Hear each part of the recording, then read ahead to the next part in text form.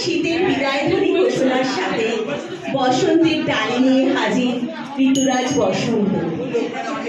বসন্ত বাঙালি জীবনে আলাদাই বার্তা নিয়ে আসে, এক রঙিন বার্তা নিয়ে আসে।